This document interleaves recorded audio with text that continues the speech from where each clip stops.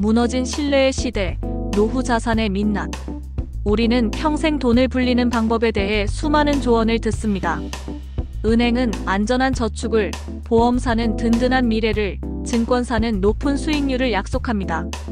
이 모든 약속은 우리에게 노후는 걱정 없으니 전문가에게 맡기세요라고 속삭이는 듯합니다.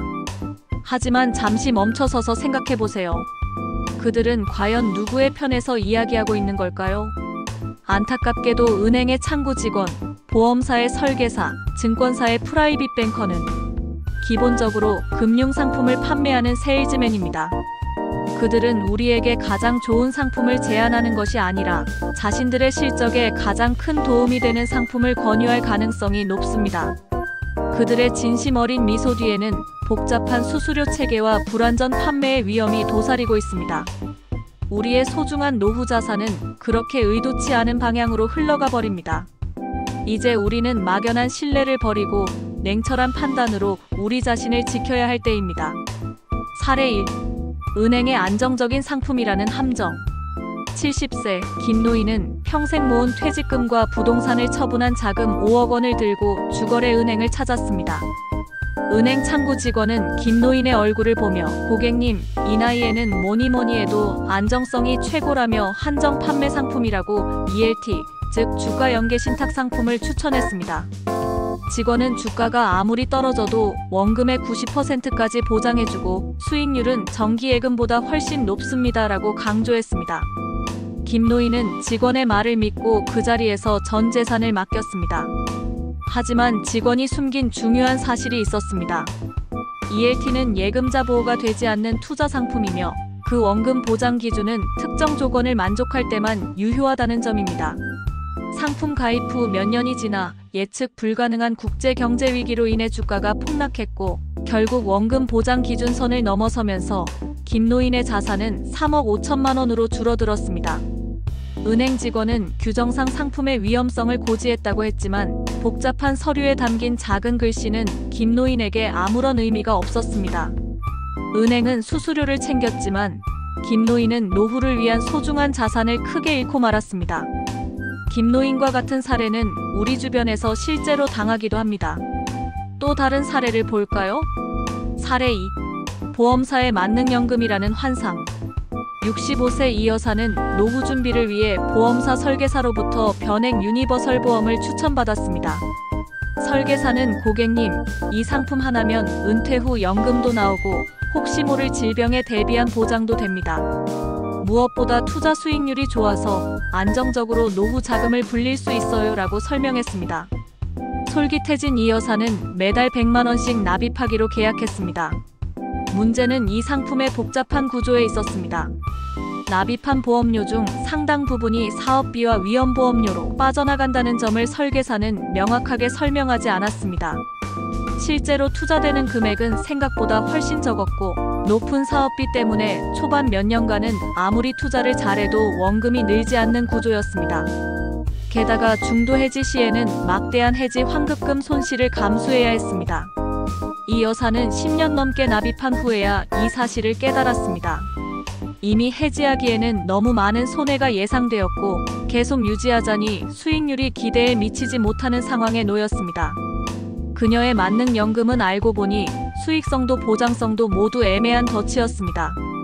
여러분, 자신의 연금 계약서를 한 번이나 자세히 들여다본 적이 있나요? 굉장한 보물처럼 장롱 서랍 깊숙이 감춰놓은 연금 계약서, 지금 꼭 한 번 더 읽어보세요. 이 여사의 실수를 여러분은 반복해서는 안 됩니다. 사례 3. 증권사의 고수익이라는 유혹. 55살 박 씨는 은퇴 후 창업 자금으로 쓸 2억 원을 증권사에 맡기기로 했습니다.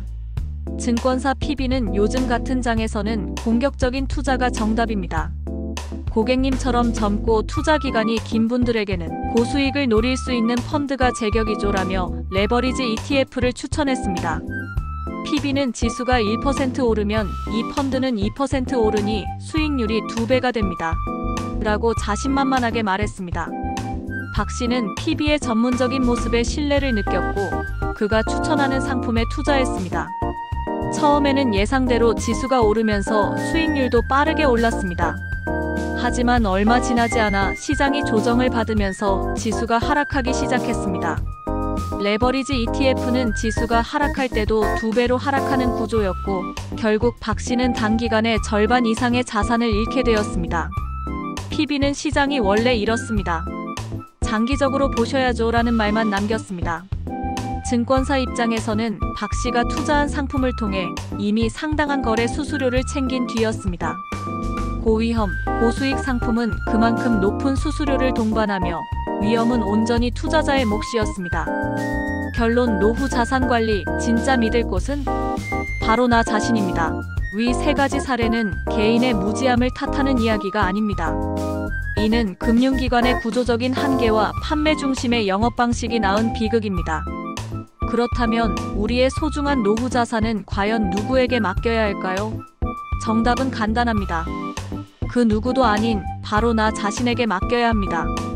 물론 이것이 모든 금융기관을 배척하라는 의미는 아닙니다.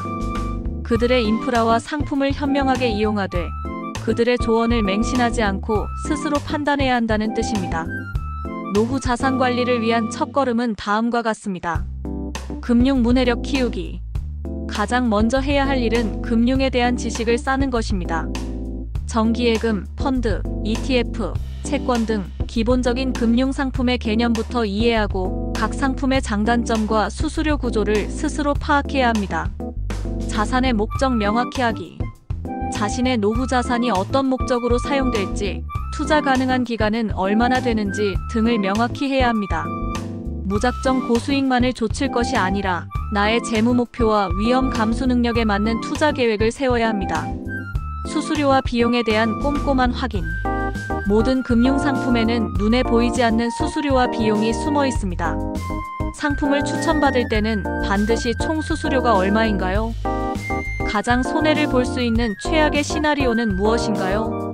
라고 질문해야 합니다. 자산 분산하기. 하나의 금융기관이나 한 종류의 상품에 모든 자산을 집중하는 것은 매우 위험합니다. 여러 금융기관과 다양한 상품에 자산을 분산하여 위험을 낮추는 것이 필수입니다. 독립적인 조언 구하기. 금융기관에 소속되지 않은 독립적인 재무설계사의 조언을 구하는 것도 좋은 방법입니다.